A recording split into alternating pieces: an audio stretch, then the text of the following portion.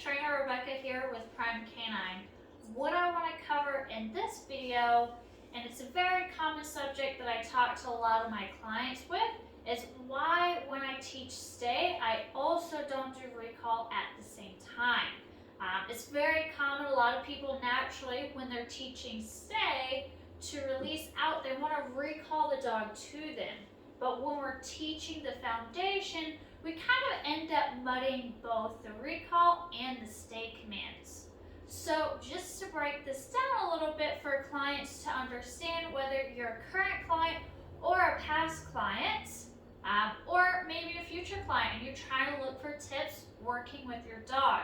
So what ends up happening, if I put the dog in a sit stay, I walk away and I ask him to come. After I do this, a couple of reps, usually 6 to 18 reps, through classical conditioning, the dog's going to start anticipating a recall. Once you turn, walk away, and stop, the dog's going to start breaking and coming to you before you even ask for the come commands. So we kind of lose our stay. This stay becomes a little bit flaky because they're constantly anticipating, you're going to recall me, you're going to recall me, so they're constantly breaking the position. Well, in the process, if we want to start cleaning up the stay, now every time the dog breaks, we put him back. We walk away, the dog breaks because it anticipates a recall, so we put the dog back in a stay. We walk away, we repeat this process multiple times.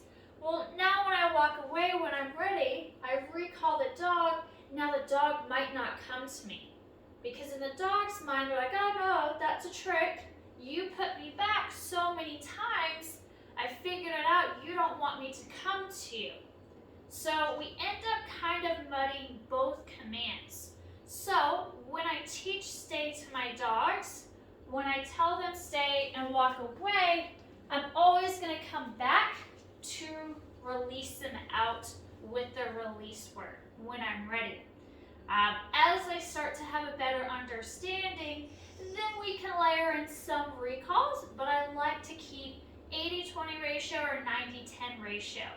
80 or 90% of the time, I'm always going to come back to release you out.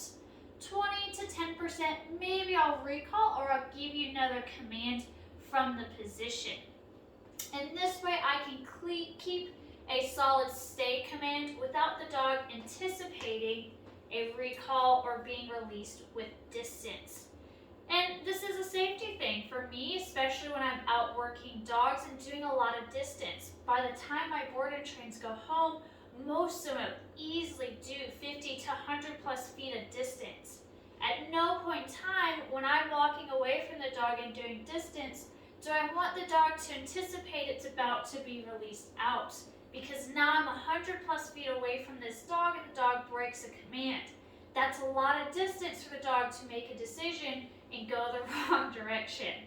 Instead, I would much rather the dog anticipate releasing when I'm close to the dog. And that way, no harm happens. If the dog breaks as I come back, well, it's real easy. They're right next to me, just to grab and gently put them back into position. So here's just kind of a quick reason why I don't teach stay and my recalls together. Hopefully this adds a little bit of clarity for you, and thanks for watching.